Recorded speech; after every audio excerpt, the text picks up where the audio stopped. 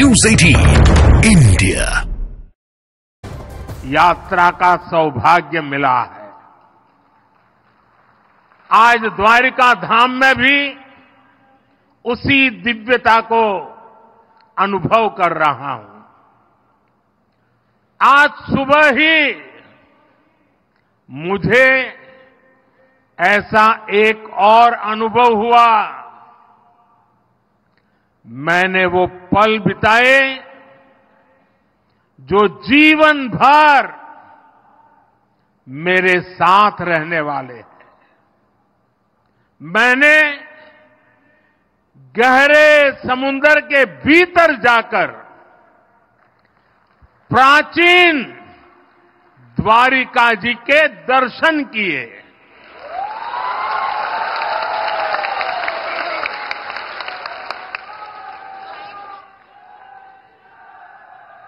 पुरातत्व के जानकारों ने समंदर में समाई उस द्वारिका के बारे में काफी कुछ लिखा है।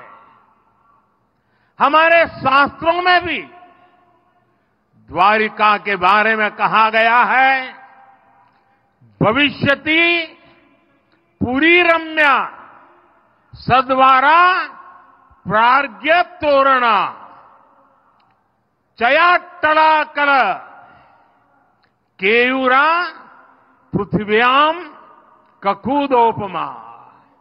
अर्थात सुंदर द्वारों और ऊंचे भवनों वाली ये पुरी पृथ्वी पर शिखर जैसी होगी। कहते हैं भगवान विश्वकर्मा ने खुद इस द्वारिका नगरी का निर्माण किया था। द्वारका नगरी भारत में श्रेष्ठ नगर, उसका आयोजन, उसका विकास का एक उत्तम उदाहरण था। आज जब मैं गहरे समुद्र के भीतर द्वारिका जी के दर्शन कर रहा था तो मैं पुरातन वही भव्यता, वही दिव्यता मनोमन अनुभव कर रहा था। मैंने वहां भगवान श्री कृष्ण को, द्वारिकाधीश को प्रणाम किया, उन्हें नमन किया। मैं अपने साथ मोर पंख भी ले कर गया था, जिसे मैंने प्रभु कृष्ण का स्मरण करते हुए वहां अर्पित किया। मेरे लिए कई वर्षों से, जब मैंने पुरातत्वविदों से ये जाना था तो एक बहुत बड़ी जिज्ञासा थी। मन करता था कभी न कभी समुद्र के भीतर जाऊंगा और उस द्वारिका नगरी के जो भी अवशेष हैं उसे छू करके श्रद्धा भाव से नमन करूंगा। अनेक वर्षों की मेरी वो इच्छा आज पूरी हुई। मेरा मन बहुत गदगद है, मैं भाव विभोर हूं। दशकों तक जो सपना संजोया हो और उसे आज उस पवित्र भूमि को स्पर्श कर करके पूरा हुआ होगा। आप कल्पना कर सकते हैं मेरे भीतर कितना अभूत आनंद होगा।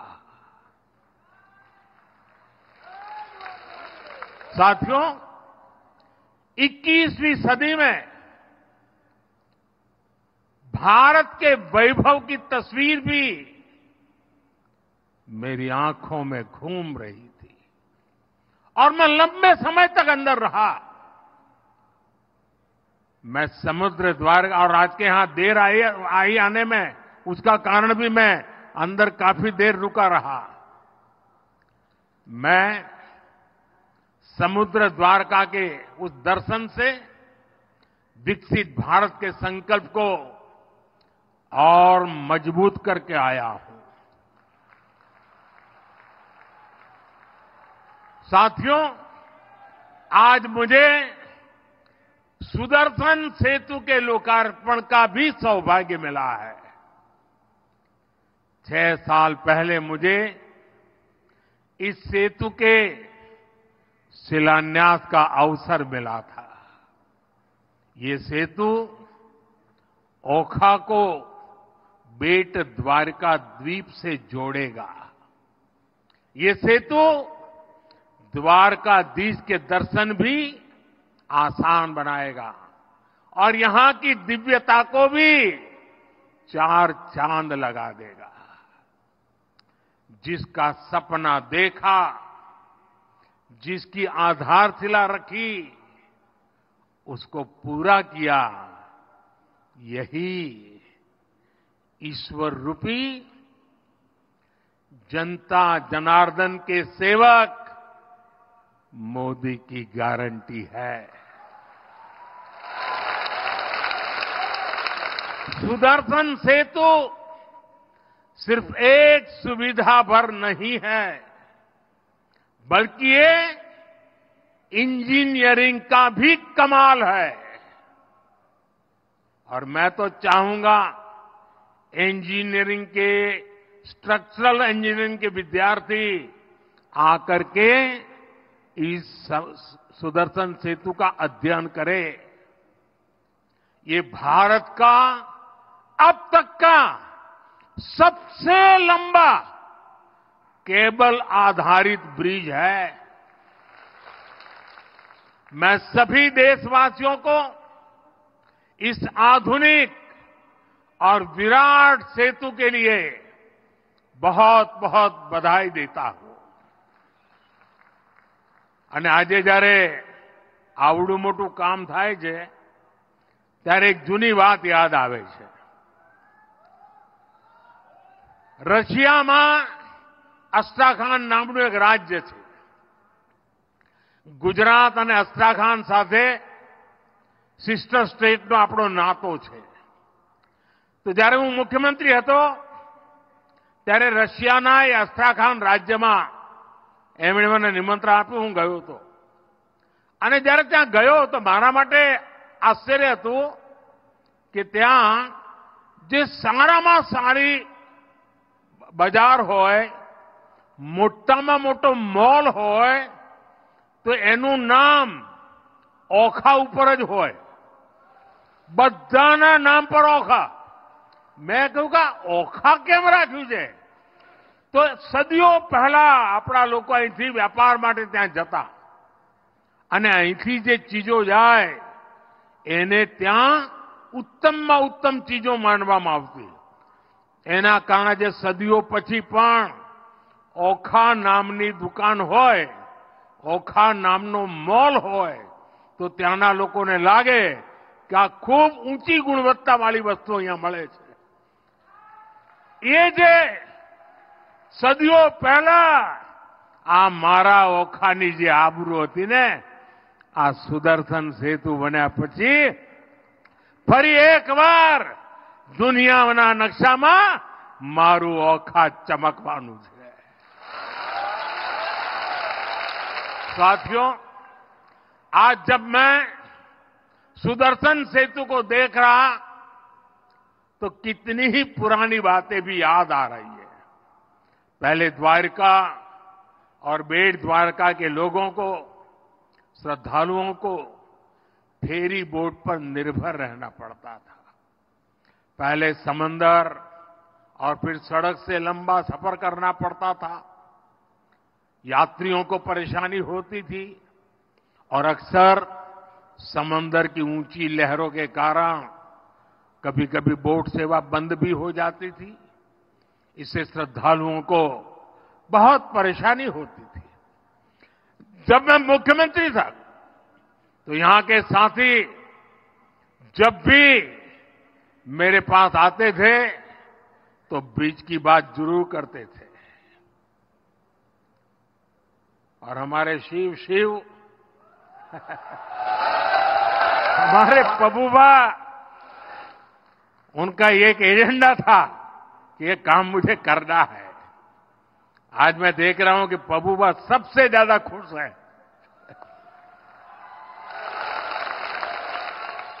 साथियों, मैं तब की कांग्रेस की केंद्र सरकार के सामने बार बार ये बातें रखता था, लेकिन कभी उन्होंने इस पर ध्यान नहीं दिया। इस सुदर्शन सेतु का निर्माण यह भी भगवान श्री कृष्ण ने मेरे ही भाग्य में लिखा था। मुझे खुशी है कि मैं परमात्मा का आदेश का पालन करके इस दायित्व को निभा पाया हूं। इस पुल के बनने से अब देश भर से यहां आने वाले श्रद्धालुओं को बहुत सुविधा होगी। इस पुल की एक और विशेष बात है, इसमें जो शानदार लाइटिंग हुई है उसके लिए बिजली पुल पर लगे सोलर पैनल से ही जुटाई जाएगी। सुदर्शन सेतु में 12 टूरिस्ट गैलरी बनाई गई है। आज मैंने भी इन गैलरियों को देखा है। ये अद्भुत है, बहुत ही सुंदर है, सुदर्शन ही है। इनसे लोग अथाह नीले समंदर को निहार पाएंगे। साथियों, आज इस पवित्र अवसर पर मैं देवभूमि द्वारका के लोगों की सराहना भी करूंगा। यहां के लोगों ने स्वच्छता का जो मिशन शुरू किया है, और मेरे पास लोग सोशल मीडिया से वीडियो भेजते थे कि द्वारिका में कितनी जबरदस्त सफाई का काम चल रहा है। आप लोग खुश है ना? तुम्हारा बधाना आनंद हो ना? सफाई થઈ તો એકદમ બધું સાફ સાફ લાગે છે ને? પણ હવે તમારી જવાબદારી શું? પાછું મારે આવવું પડશે સાફ કરવા? એ તમે આને સાફ રાખશો કે નહીં? જરા હાથ ઊંચા કરીને કહો, હવે આપણે દ્વારકાને ગંદી નહીં થવા દઈએ। મંજૂર? मंजूर? देखिए, विदेश के लोग यहां आएंगे, अनेक श्रद्धालु आएंगे। जब वो स्वच्छता देखते हैं तो आधा तो उनका मन आप जीत ही लेते हैं। साथियों, जब मैंने देशवासियों को नए भारत के निर्माण की गारंटी दी थी, तो ये विपक्ष के लोग जो आए दिन मुझे गाली देने के शौकीन है, वो उसकी भी मजाक उड़ाते थे। आज देखिए, लोग नया भारत अपनी आंखों से बनता हुआ देख रहे हैं। जिन्होंने लंबे समय तक देश पर शासन किया, उनके पास इच्छा शक्ति नहीं थी। सामान्य जन को सुविधा देने की नीयत और निष्ठा में खोट थी। कांग्रेस की पूरी ताकत एक परिवार को ही आगे बढ़ाने में लगती रही। अगर एक परिवार को ही सब कुछ करना था तो देश बनाने की याद कैसे आती? इनकी पूरी शक्ति इसी बात पर लगती थी कि 5 साल सरकार कैसे चलाएं, घोटालों को कैसे दबाएं। तभी तो 2014 से पहले के 10 सालों में भारत को ये सिर्फ 11वें नंबर की इकोनॉमी बना पाए।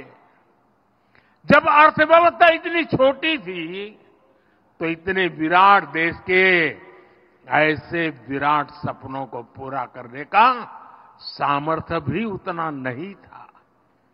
जो थोड़ा बहुत बजट इंफ्रास्ट्रक्चर के लिए रहता था, वो ये घोटाले करके लूट लेते थे। जब देश में टेलीकॉम इंफ्रास्ट्रक्चर को बढ़ाने का समय आया, कांग्रेस ने 2G घोटाला कर दिया। जब देश में स्पोर्ट्स इंफ्रास्ट्रक्चर को आधुनिक बनाने का अवसर आया, कांग्रेस ने कॉमनवेल्थ घोटाला कर दिया। जब देश में डिफेंस इंफ्रास्ट्रक्चर को मजबूत करने की बारी आई, कांग्रेस ने हेलीकॉप्टर और सबमरीन घोटाला कर दिया। देश की हर जरूरत के साथ कांग्रेस सिर्फ विश्वासघात ही कर सकती है।